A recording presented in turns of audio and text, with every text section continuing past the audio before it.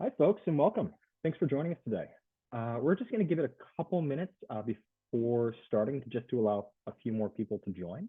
But welcome, everyone, and happy to have you here.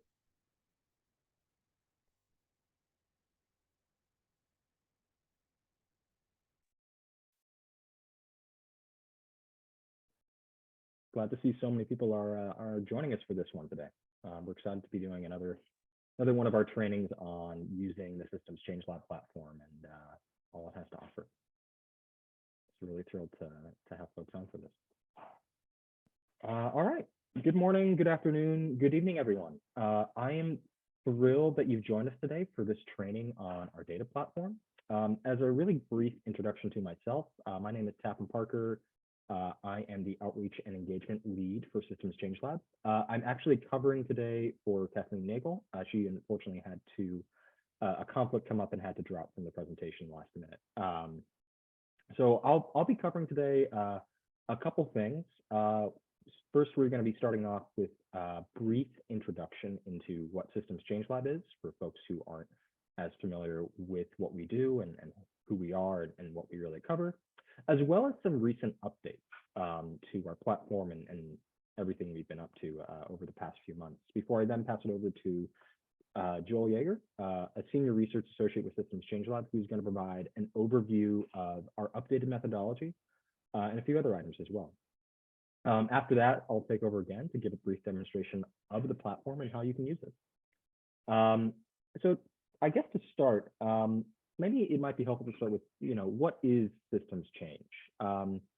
So as you can see here, we kind of define this as a shifting of the component parts of a system and the patterns of interaction between these parts to ultimately form a new system that behaves in a qualitatively different way. We live in a world of really countless systems. There's small ones like our own bodies or even our local bus system, but there's also these large ones like our power systems, our governments, our finance systems, and of course, the crucial ecological systems on which we depend. And so to limit global temperature rise, halt biodiversity loss, and build a fair economy, nearly every major system will need to transform, including how we power our economies, how we grow our food, how we build our cities, how we conserve nature, and many, many more. Additionally, cross-cutting transitions also need to occur in political, social, and economic systems. Systems thinking tells us that these changes are complex and interconnected, and that we can't just change one system without also changing others or leading to changes in others. It also really tells us that there's no silver bullet solution. When we talk about systems change, we have to talk about multiple ways of solving these problems. For instance, a shift to electric vehicles is not effective at reducing emissions without a shift to clean energy or a shift in the way in which we think about getting from point A to point B in the first place. And so Systems Change Lab was really created in response to the urgent need for a systemic lens that can align us on those transformational changes that we really need. And so the Systems Change Lab team is really focused on three pillars: monitoring, learning and sharing, and then nudging and campaigning. Our open source data platform and our State of Climate Action Report aim to accomplish this first pillar by monitoring progress towards the transformational shift needed to protect both people and planet. And so that's where we'll be focusing our attention on today, is specifically on the data platform and on that monitoring side of things. The data platform really serves as a virtual situation room to showcase research, analysis, interactive dashboards, and data visualization. It also helps to highlight crucial shifts across our global systems in order to promote and track the changes needed to create real systems change in our world. Today, our platform demonstration will include highlights from 5 systems currently available on the platform: power, industry, transport, finance, and then technological carbon removal.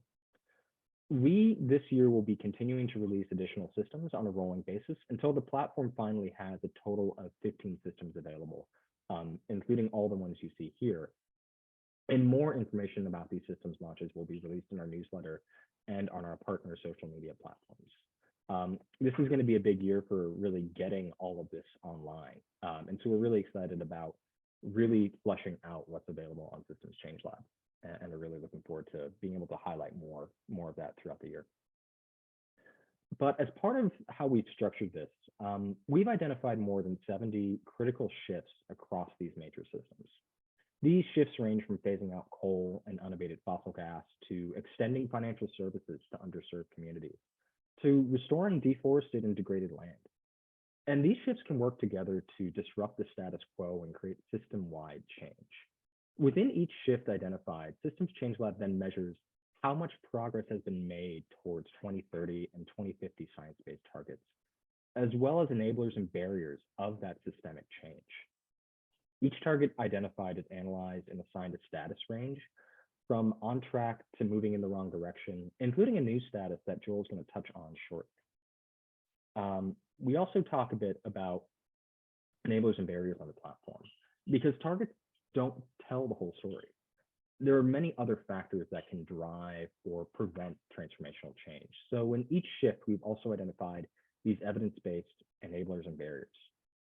And these fall into one of 5 categories seen here, ranging from innovations in technology to behavior change to regulations and incentives.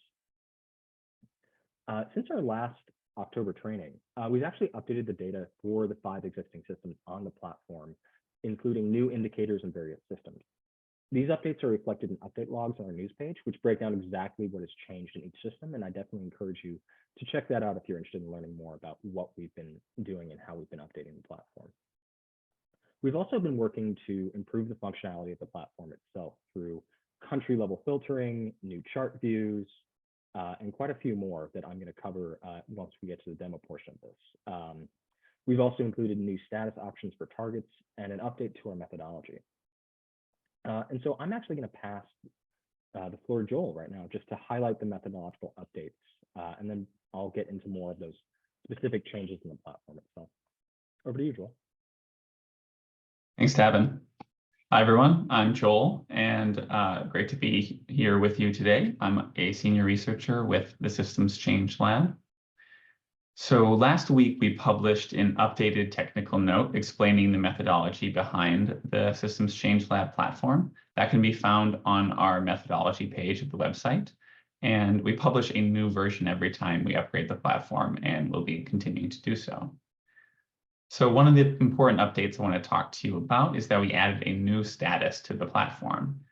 As you can see in that bottom left-hand menu, we have 6 different status options. Green for when an indicator is going in the right direction and is on track to meeting its 2030 targets. Yellow when it's going in the right direction, but will not quite make it to the 2030 targets. Orange when it's going in the right direction and is well off track, not even close to making it to those 2030 targets. So for some indicators, though, we know that they're going in the right direction, but they don't have a target to measure progress against. We don't know whether they're on track, off track, well off track. So all we can say is that they're going in the right direction. But it's still helpful to know if it's going in the right direction or the wrong direction. So the reason that some of our indicators don't have a specific target, there's various reasons. A lot of our climate-related targets that we derived were derived from modeling that was aligned with limiting global warming to 1.5 degrees Celsius. But then you've got other types of indicators, like indicators related to finance, where climate modeling doesn't usually include them, and indicators related to forests, lands, or water, where the goal is more focused on biodiversity rather than on just climate. So for some of these, there isn't yet a scientifically or politically agreed upon number to tie all these targets to. And then in other cases, an indicator doesn't have a target simply because no one's done the work yet. And in some cases, we ourselves may decide to do that work and develop our own target eventually, but haven't yet. But so these right direction, no target statuses, they're going to be showing up in white on the platform. So the idea is like, okay, it could be green, it could be yellow, it could be orange. We don't exactly know, but we do know it's going in that right direction. And so then, of course, in the bottom left, we have some that are going in the wrong direction that are red, and finally some that are insufficient data, which are purple. So let's go on to the next slide. So the final update that I wanted to share is that we've refined the way that we assess progress for indicators that are related to technology adoption. Historically, technology adoption usually follows an S-curve, with growth starting out slow, then experiencing exponential growth and starting to grow rapidly before finally tapering off as it reaches the final saturation point. We put indicators on our platform into 3 different categories. S-curve likely is for indicators that track technology adoption, and S-curve possible is for indicators that partially track technology adoption, but also depend on non-technology processes, and S-curve unlikely for indicators that do not relate to technology at all. So for those S-curve unlikely and S-curve possible indicators, our methods for assessing progress are the same as they've always been. We're simply measuring the linear trend line of the indicator from the past 5 years. And then we see where the indicator would get to if that trend line continued forward compared to what it should be. However, for those S-curve likely indicators, like the share of electric vehicles being sold, like we have here, we make our assessment of progress based on expert judgment. And what we consider now is we consider the stage of the S-curve that an indicator is in. Is it in the early emergence stage before growth has taken off? Is it in that breakthrough phase when it's accelerating forward? Is it in the diffusion stage when it's kind of continuing upward? Or is it in that saturation phase where it's starting to curve back towards the asymptote? And so, because the stage that the S-curve is in really will affect the way that it'll be going forward. And so we also now, a new thing we do is we fit an S-curve to the existing historical data where appropriate. You can see in this example that green dotted projection arrow, it's not a straight line. It's based on the S-curve trend from the historical data. And so we're going to be doing this for more and more indicators on the platform as they come up. And so ultimately, we make our expert judgment for what category each of these should be in based on multiple factors. We include that S-curve fitting, but it's not the only thing that we're considering.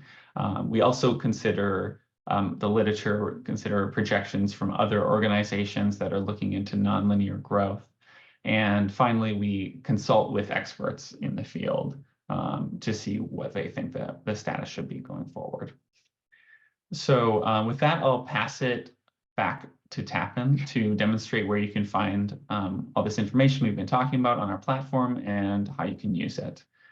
So during the demo, please submit any questions using the Q&A feature, and we'll address as many of your questions as possible after the demonstration. Over to you, Tappan. Thanks so much, Joel. All right. So today I'm going to be doing a demo for platform, but it's going to be a bit different than demos we've done in the past. A lot of our demos and trainings in the past have been focused on where you can actually find things on the website. I'm still going to cover that today. But part of the reason for us focusing on that in the past was that the platform was new and we wanted to ensure people knew where to find things. But the other was that we were still focused on collecting data on how people were actually using the platform in practice. I'm glad to say that after more than a year of user testing, surveys, and trainings, we have a lot more information now on how folks like yourselves are using the platform in their work. And it had even since received several requests from folks to talk about that. So today I actually thought I would kind of kick things off by showing off a couple of features, showing off the new things, but then I also want to talk about 3 to 4 of our main use cases for the platform and how those actually work, or how we've been seeing them work, at least in practice. These certainly aren't all the ways you can use the platform, but I'm hoping this can help give you some ideas of ways you can utilize Systems Change Lab in your own work. We also have a survey where we've been actively collecting feedback on the platform and how people are using it, as well as some folks' pain points with what isn't working well for them. And if you haven't filled that out previously, we'd love to get your responses following the call. We have actively been reviewing that feedback and take it very seriously as we consider how we can make the platform better and how we're going to evolve our work. And so that kind of feedback really does truly help guide our development, our research, and what analysis we just have to produce. I'll put that link in the chat later, but just to emphasize, we would really love to get your feedback following the call on that. So let's dive in.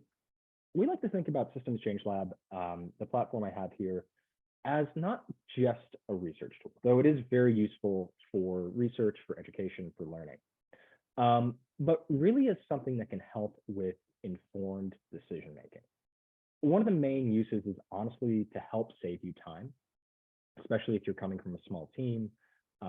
You may not have time to dig into the research side of what's going well, what's not, where are different places heading, or you may have that time, but you don't have capacity to utilize that in the ways you'd like to.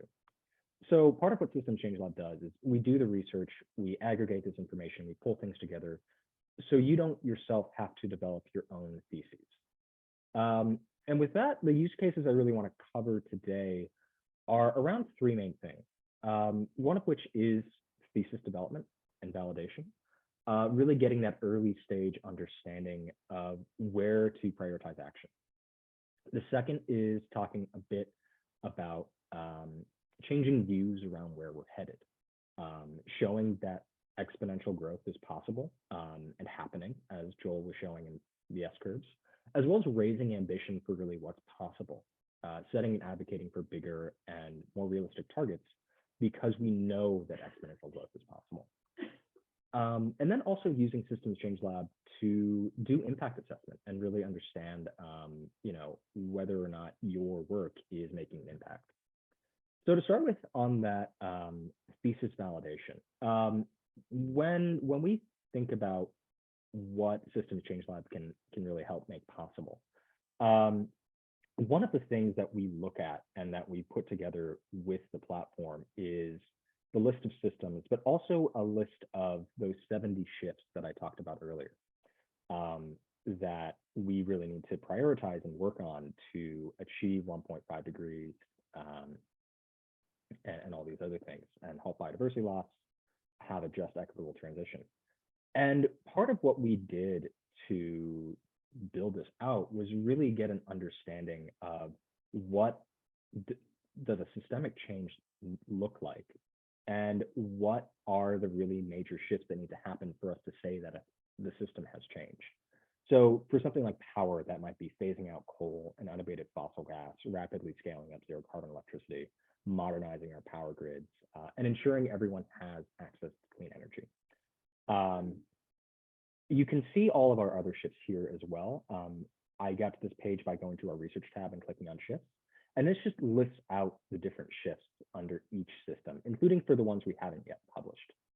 But using this, you can get a sense for what are those different areas that we might want to be prioritizing. And why this might be helpful is maybe you're in the early stages of your work, and maybe you are an investor or you're working on a new project, and you're trying to figure out more about where you need to focus and prioritize your efforts. Where does the world need more action or finance? If you're thinking about day-to-day, if you're a day-to-day investor, or if you already have a project, Systems Change Lab can't necessarily help you understand the day-to-day changes going on in the market, but we can give you a sense of where things are currently trending. So for instance, with something like reducing demand for cement, steel, and plastics, we can clearly see that that's heading in the wrong direction. Demand for those materials is increasing, global consumption is increasing, and steel use is increasing. And that might be something where you come in, you're looking for places to invest or for a new fund to put more efforts into. And we can help you understand where that progress is lacking and where we really need to take more action. So say you're starting a new project and want to understand where you can have the greatest impact, you can use Systems Change Lab to figure that out. To first identify those areas where maybe you have that expertise or you want to make an impact in, but then also identify those areas that are most in need of impact. So looking at, again, what's headed in the wrong direction, what's very much off track, where are we just not seeing investment or action at the pace and scale that we need to in order to meet the challenges ahead. And it's in most of our areas, but it's really good to be able to see that. And then if you're coming from a funding perspective, you might decide to invest in companies, solutions, or new technologies that can help shift that demand or help shift our focus and our action. As a policymaker, perhaps you draft a policy that increases incentives to invest or increases incentives for new research solutions, or just implement existing solutions we know work, but at scale. Maybe as a company, you're simply seeing an opportunity there where there will be future demand or a decrease in demand for goods or services. And so you don't just have to use the shift page for that. There's also the opportunity to use our grid view to also see those broader trends. Perhaps you're not specifically looking at one system, but you're really just looking for those areas where we're heading in the wrong direction or the right direction. And so this is also an opportunity where you can use our platform to start to look at those different indicators and dive in to really get an understanding for where change is happening, what it looks like, and why. Perhaps if you're not just focused on targets, you might be also focused on those enabling actions and those barriers to change as well. And so on the left-hand side here, you can click from targets to enablers and barriers to get a sense as well of where are we seeing that kind of action that would lead to change and lead to those targets, where maybe you have an outsized influence. For instance, here we can see that fossil fuel subsidies have grown rapidly in the past few years, and maybe that's something where we need to be taking more action. Or perhaps you're a corporation and you can add on with a validated science-based target to help make change. You can also use our dashboard to look for specific indicators. So for instance, if you are interested in corporate action, you might just look for corporations using our search bar up above. Sorry, this is a little slow today for me, but you can get a sense for what I'm doing here just by typing in the top bar. And then you can just see a quick list of what are the different enablers and barriers related to corporate action. Maybe instead, though, you're interested more in looking at indicators related to innovation or leadership, maybe innovation and regulations and incentives. So you can actually filter down to specific indicators by that category on our grid view to look at where that's also possible. Maybe you're specifically interested in one particular system, so you don't just want to see across all of our systems, but want to see this for power and industry. That's also an option to filter down by, as well as doing that on the target section. One new feature we've added that we were talking about earlier is not just our new statuses. So our right direction, no target status is another status now that you can search by. So if you just want to see which indicators have that, you now have the option to filter down to that status. But we also now have the option to filter by country. So if you are specifically interested in looking at change and looking at priorities by specific countries, perhaps you are interested in what's going on in Argentina for specific indicators, you can also now filter down by that. And the status grids that you see here will all change to show that country level data on this grid view.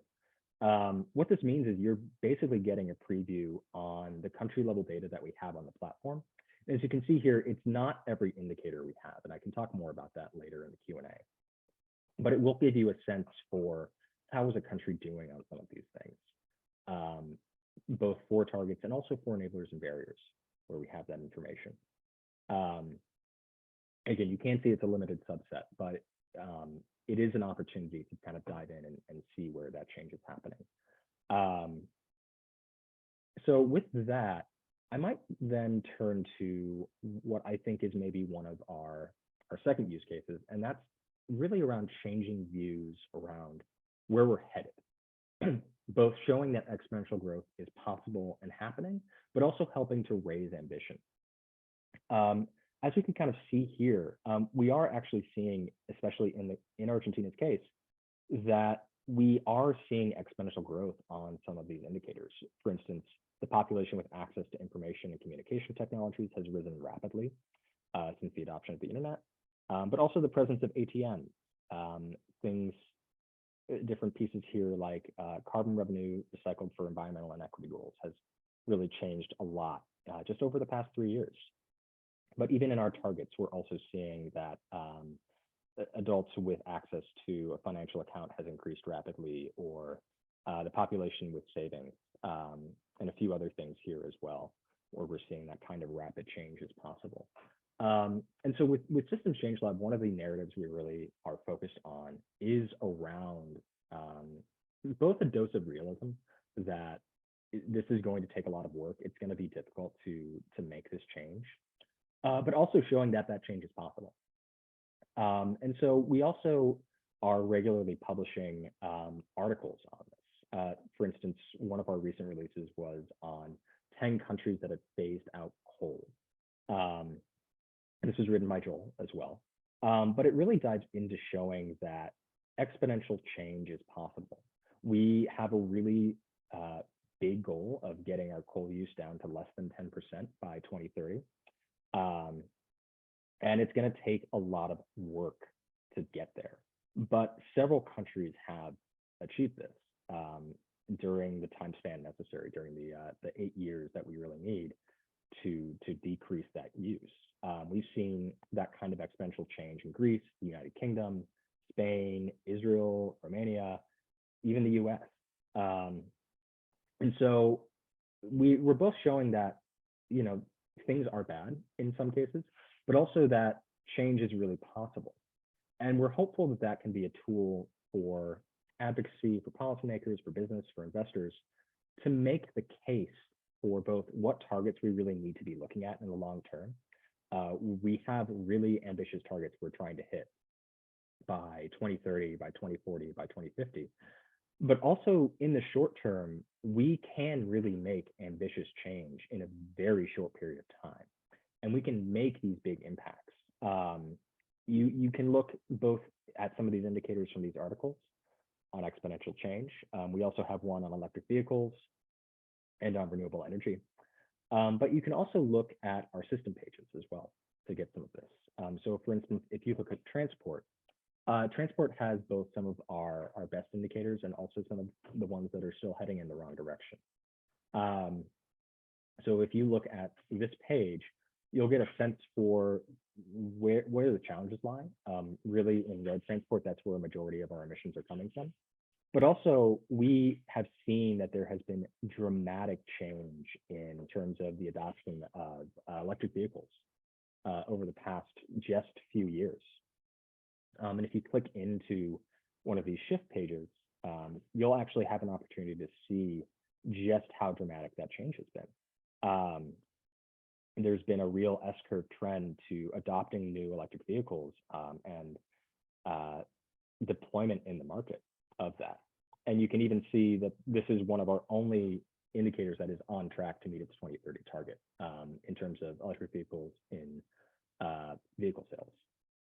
And even with that, we have a few indicators that aren't quite on track, but we're still seeing that dramatic change that we would hope is possible. And so it's showing that even though we have these large targets that we, these really hard targets to hit, we can hit them. We can be on track to hit them, and there is some hope out there. And so I think the last use case I want to cover today is around that impact assessment. So we have these big goals, we have these big targets, but then how do we actually assess whether or not we're on track to hit them? And I think this is where Systems Change Lab can really help with that in a big way. Our indicators, both our targets and our enablers, are great for this. I think a lot of the time we talk about climate change, we talk about impact in terms of greenhouse gas reduction. which I think is a really important indicator, of course. It's one of the most important ones we have to hit. But we often use that to understand if a project has impact at all, which isn't necessarily helpful in the grand scheme because greenhouse gas emissions don't tell the whole story, and often that reduction isn't going to happen for many years after a change is made. So how do you actually assess if you're having impacts now, if your greenhouse gas reductions may not happen for 5 or 10 years after you implement a change?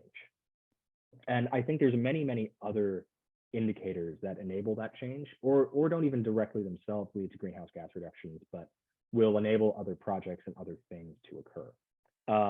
So for instance, if you were to install 200% of our renewable energy needs now, but don't address those other sources of emissions, or even address issues around material consumption, mining rights, pollution, recyclability, land use, and many, many more, we won't solve the climate and nature crises.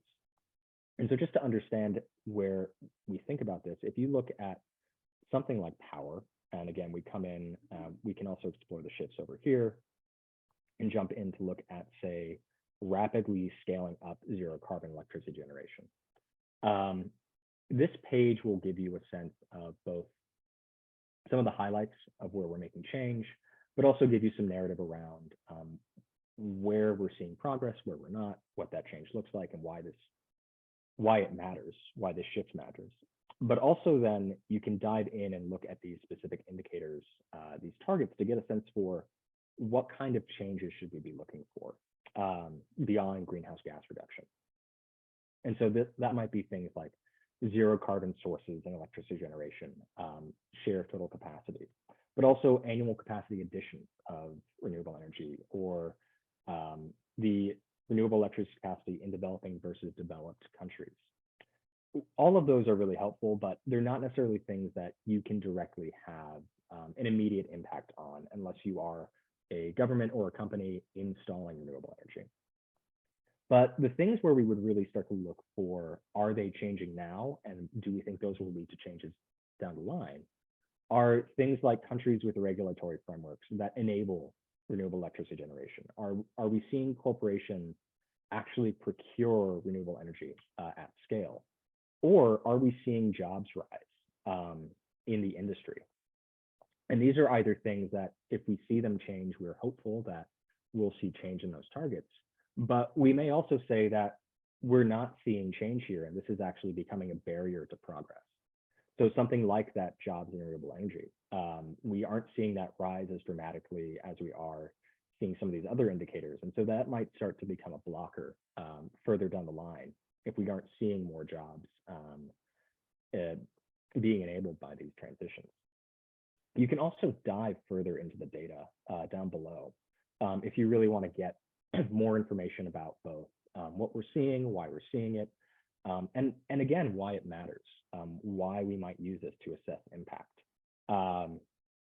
So for instance, here you have a simple graph that's just showing year over year the different changes, whether or not we think an S-curve is likely, also showing you what our 2030, 2040, and 2050 targets are.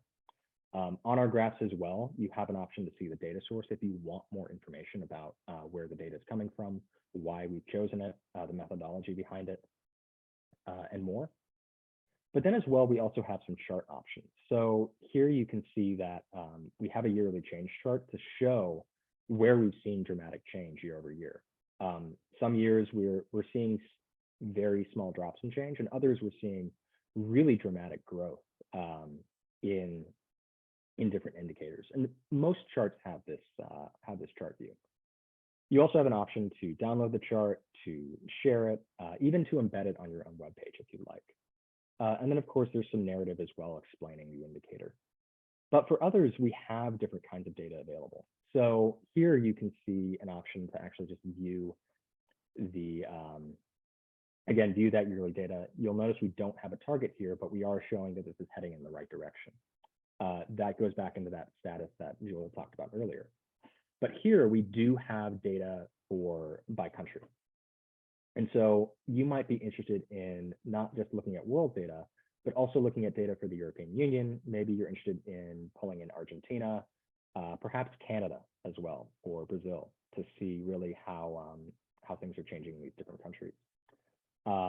And using this, you can actually get a pretty good comparison, or just look at specific countries for where are we seeing dramatic change, and where aren't we, or where are countries doing pretty well against the global standard. And so here you can see we have a few examples of countries that haven't actually made that much change in the past few years, versus the European Union, which has grown from 47 to almost 80% of total capacity coming from renewables just in the past 20 years. You also have the option to view this data on a map if you'd like. So here you can just see the different country level data for when we have country level data, you can see that on a map and get a comparison view. So for instance, if you just wanted to look at different countries side by side, perhaps Algeria next to Libya, or the US next to Canada or Mexico, you can do that and hover over and get a sense for how we're trending in those different areas. As well, we also have an option up here to look at specific years. If you're not just interested in the current year, you want to see historical data, that's also an option that you can use. As well, we also have a table view. And this is a new feature that we've added, where you can sort and look at countries that are doing well or not doing well. For instance, we can see here the world standard at the top, but then we can see, for instance, countries that are really doing well on their renewable share of total capacity between Lesotho, Paraguay, Bhutan, all the way down to the bottom to where we're not seeing as much progress in terms of Libya, Bahrain, the Bahamas, Saudi Arabia, Hong Kong, and Algeria.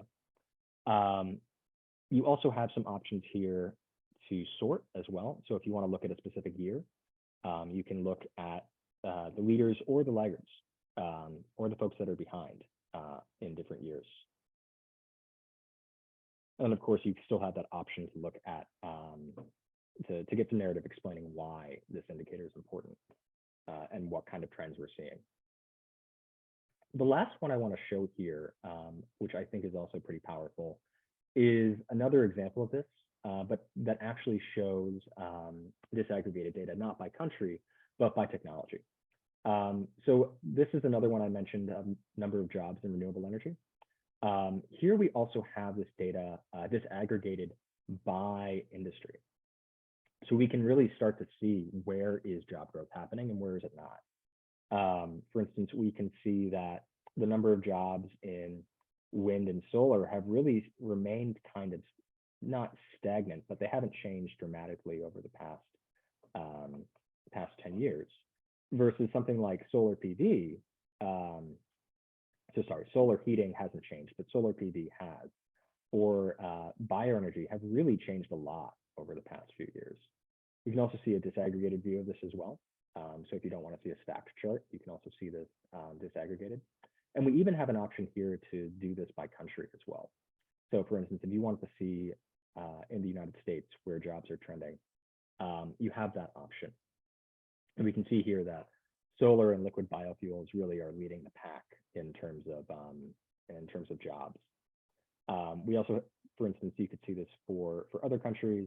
And as we have more data, we'll hopefully be able to show this in a line chart comparing year-over-year data as well.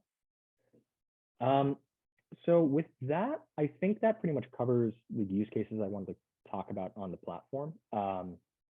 Again, there's a lot of ways you can use what we have here beyond impact investment, beyond understanding where change is needed, beyond using systems change law just to show the level of ambition needed, but also that change is possible. And there's just so much information that you can dive into on the platform. Using that grid view, you can really get a sense for everything we have, but also using something like our pinwheel, you can get a sense for just where are we and aren't we seeing change at a really high level. So looking at something like this, really getting a sense for just where are things trending across different systems. We have a bunch in our research section, just more on our methodology, on publications we have, and more. And you also have an option to download all of our data as well, if that's of interest to you. We regularly are hosting events like this webinar, like this training, and are regularly posting new articles and updates on everything we're doing. And I definitely would encourage you to sign up for our newsletter and just keep in touch. Let us know what you're interested in and what provides value to you. On that note, I think I'm going to pass it over to Brynne to help lead our Q&A.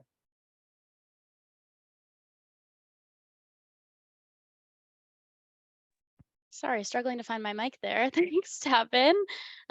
Appreciate that, and appreciate all the wonderful questions that you all have submitted so far. Got lots to cover, so I'll just jump right in. I think this is a great question that maybe Joel can speak to a bit. Someone asked about how can the platform tell us which systems are closest to tipping points, and how we can reach those critical tipping points. Yeah, so there are a few ways that we can look into tipping points.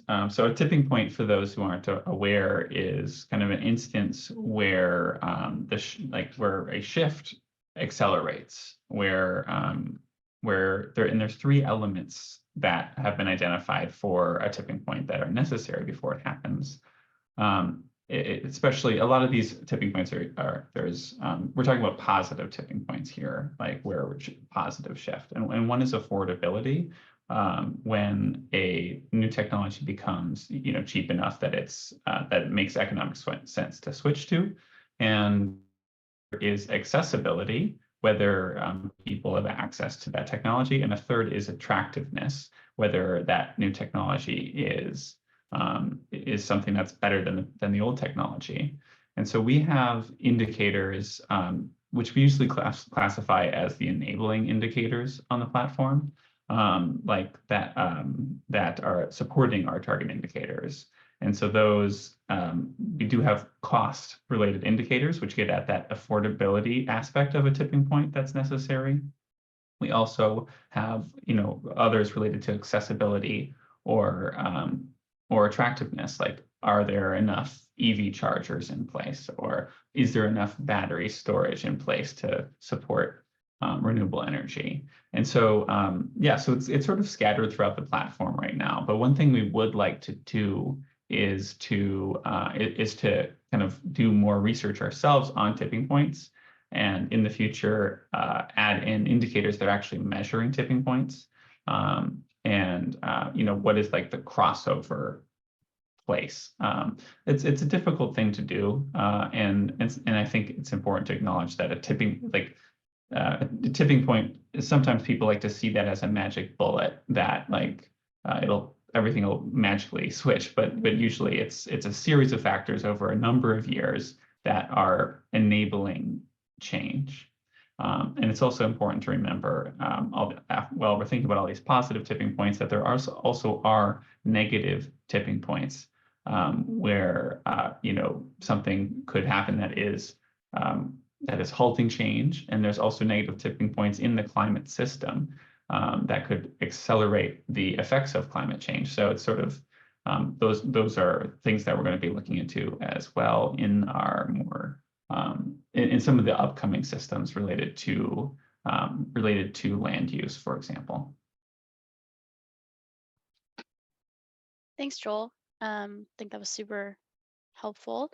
Another question from the Q&A, someone asked, to what extent are indicators for systems level resilience captured? Speaking to any work on adaptation that Systems Change Lab is doing, and how are we integrating that into the platform? Sure. So the platform has multiple goals that we're looking at right now. We've got climate, which includes both mitigation and adaptation, biodiversity, and equity. And so right now, I would say on the climate side, we are focused more on mitigation than we are on adaptation. But again, in the new systems that we'll be launching mostly this year, related to forest, to water, to other types of land use, to food. That's, I think, where a lot more of the resilience-focused aspects are going to be showing up, the adaptation and resilience aspects of climate change. And so I've been reviewing some of those systems as the research is going on, and we have a lot of indicators related to those topics that will be added to the platform. Thanks, Joel. And on that, I'd just like to say we also got a bunch of questions on people being interested in food and agriculture, a few questions about forests and trees as well. And just as Joel was saying, those systems are in progress. So definitely keep your eyes and ears peeled on our social media and newsletter, and we'll be sending out updates as we get ready to launch those systems. So more information on those coming on our platform. Another question that we received, maybe this is a good one for you, Tappan, is how can Systems Change Lab be utilized as an educational tool? Are there specific modules for teachers or students to use? Yeah, that's a great question. So as of right now, we don't have specific modules or things for teachers to use for education. We do, however, and let me share my screen again, and I can actually show this. We do have presentations that can be used, both in an educational setting as well in your own professional settings. So these are all available on our system pages. If you scroll to the bottom of these pages, you can actually find a resources section, which will have a PowerPoint that you can download on our different systems. Brynne has actually been the one to put these together, and they're really fantastic. You can see here that it downloads right here, and then I'll pull this up. In terms of using this for educational purposes, though, I think Systems Change Lab is really powerful in that it's providing an explanation of why each of these systems matters. And as well talking about what the different indicators of change we're looking at are. So for instance, you can get some really great initial visuals of just how much power is contributing to greenhouse gas emissions, and this is coming from our presentation, obviously. But you can also get a really good sense for, what needs to change and why, and where are we seeing progress, which we talked about earlier. But I think these are really powerful ways that you can use the platform to understand what's going on, and to really get a sense for, what needs to change over time. And I think that can be really powerful, especially for folks who may not be familiar with a certain system or a certain shift.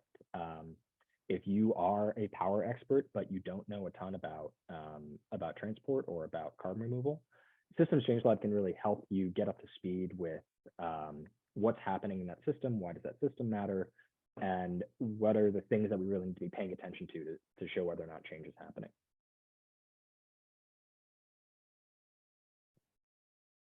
Thanks, Tappan. I think that's super helpful, and I agree. These PowerPoints are a good way to get that big picture in a sort of easier format to comprehend for maybe a classroom.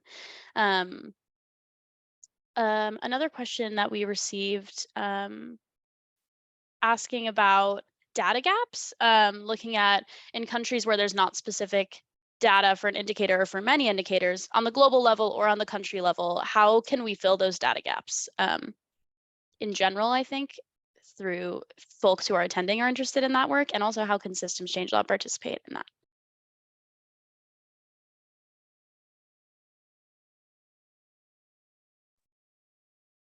You want to go, Tappan, or should I? Yeah, go ahead, and I can follow up. Okay, so I was going to say that we on this platform, we definitely try to highlight data gaps when they exist. We're not we're not only including indicators that have data, we're also including indicators that we think are important, even if there is not data available. And the intention there is to highlight the fact that there needs to be more work done on this. Some of them, I think, require more work than others to fill these data gaps. In some cases, it's just expanding the coverage of a survey to more countries. It's only done in some countries, but it should be done in more countries. In other cases, though, the tracking of a particular indicators is really difficult and would require a lot of investment, in fundraising and a lot of new research. And so we are hoping to at some point put up a data gaps page where we highlight some of these top data gaps. Right now, you can just find them throughout the platform. But in terms of expanding data access, that's not just going to be us. It's going to be all of our partners. It's going to be a lot of the people here trying to expand the accessibility of that data. I would also say too that one of the things that we've really tried to do with Systems Change Lab is, as Joel says, highlight those data gaps, but also point to data that we have at a global level, but not necessarily at a country level. And there's a lot of reasons for that. One of those is just that oftentimes there's a really good global number, but we don't necessarily have that data disaggregated by country. In other cases, it's because we don't have country level data that matches from different sources. And so something that we really want to do in the future with Systems Change Lab is bring in more country level data, but also highlight where there are difficulties and why those difficulties exist. And as Joel said, so that we can hopefully get those gaps filled over time. Thank you both. I love talking about data gaps.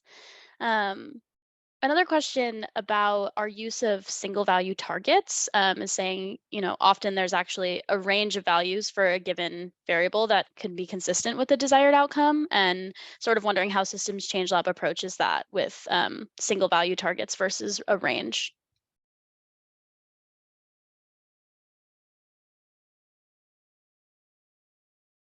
So the short answer is that it is very simplistic to just be choosing a single value, because it's absolutely right that there are a range of values that we can't know for certain, which, if we change on one indicator how ambitious we are, if we change if we're much more ambitious on energy efficiency, for example, that means that we probably are going to need to be less ambitious on another indicator, which is like the shift to a new type of clean energy technology. And so these are all interacting with each other. And the fact is, when we have hundreds and hundreds of indicators on this platform, we're not going to be able to capture every single one of those interactions. So our targets should be thought of as indicative, and kind of the start of a conversation here, rather than the end of the conversation, as well as the fact that we are just showing global targets. So if you are looking at the global target for coal power, for example, it is going to be phasing out coal power. It's actually not going to be the same everywhere you look. It's not just one, like the world collectively. It's countries that are highly dependent on coal, countries that have have lower incomes actually might need more time to phase down coal than higher income countries, or other countries that are less dependent on coal. So these are indicative targets, and they're global targets, and they will have to be adapted to country contexts. And I think that we do show ranges, by the way, for certain ones of these indicators that are like a range of the high ambition and the low ambition side of the target. But even if we aren't showing that for some indicators, that doesn't mean that we have to hit that target exactly. It's more just kind of a general direction and general kind of a sense of the scale of what's needed.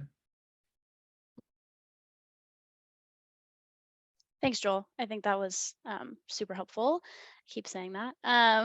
Another question from the Q&A is asking if we're looking at social systems and social tipping points as well as ecological ones. Yeah, so I can kick that off. We are, and that's going to come up more, I think, in our systems related to governance, related to equity and inclusion, and related to new economic ways of thinking. I think so. The social aspect of the work we're doing is really important, but in the current systems, it is less prominent as it will be in other systems that are going to come up soon. And we'll have more updates on those throughout the year. But Joel, I don't know if you want to say anything more about that. No, thanks, Tappan. Great, thank you both. Sorry, I'm just looking through the questions, noting we have only a few minutes left.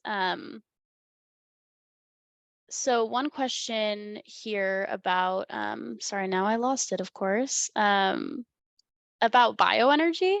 This is sort of in the weeds, but looking at what extent bioenergy is differentiated on our platform, as some of this can have negative impacts on food security or biodiversity, and how are we acknowledging that as we sort of often bundle it in with other renewable energy sources?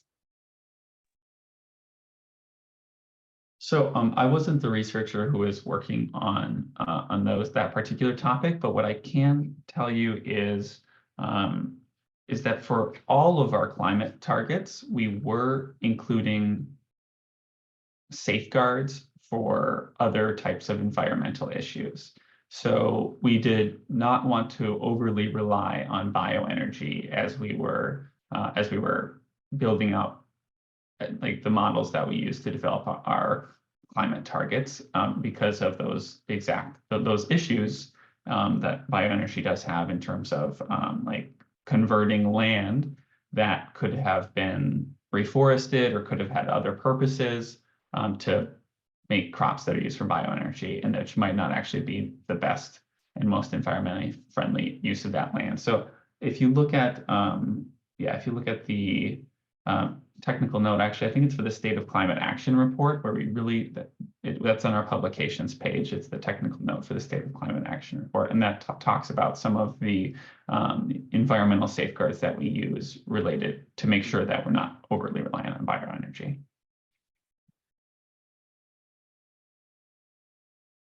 Thanks, Joel. And I'll drop that, the link to that methodology or that technical note in the chat shortly also, so you guys can go directly there.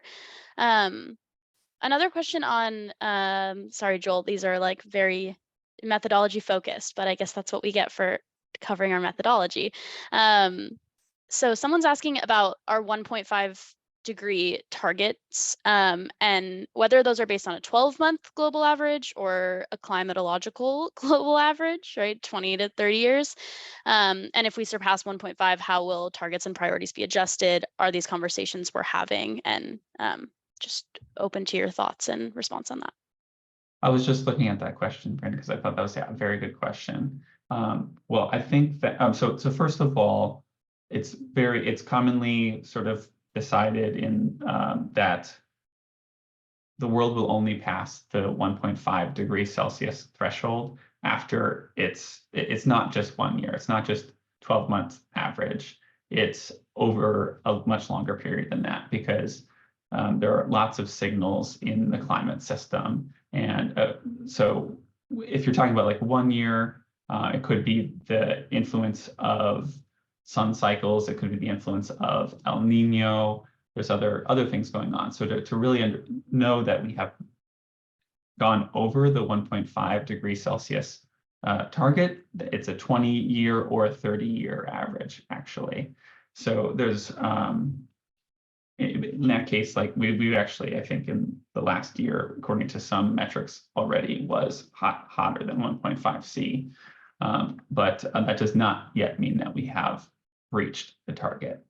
Because we have to kind of look forward and see if it's continuing along at that level, and how does that all average out. That being said, though, we are dangerously close to reaching the 1.5 C target. You know, if it's not this year, I think if current trends continue, we just don't have that many more years left before we do.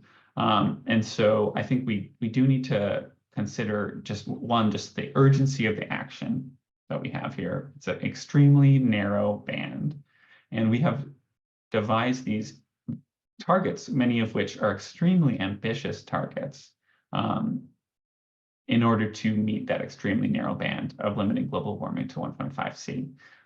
The other thing that I want to stress is that every fraction of a degree matters. If we get it to 1.4 degrees Celsius, that's better than 1.5.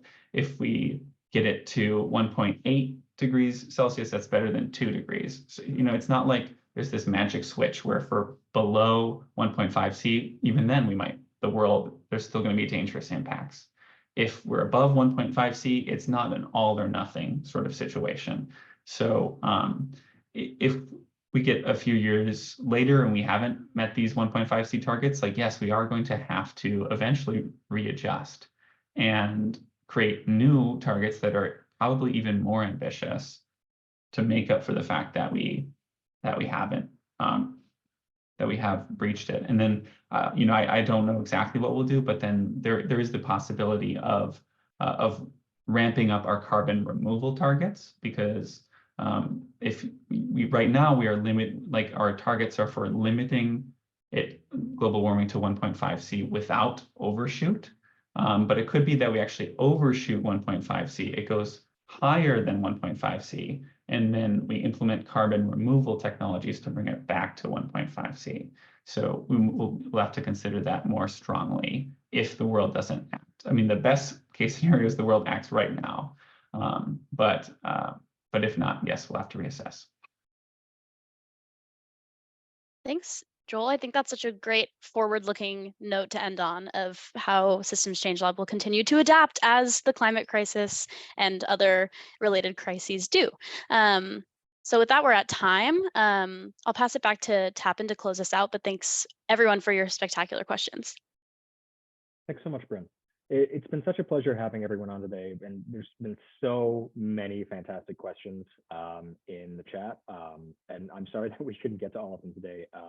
Really a lot of great, deep questions that we'd love to answer, but hopefully today's been helpful. Please feel free to reach out to us if you do have questions.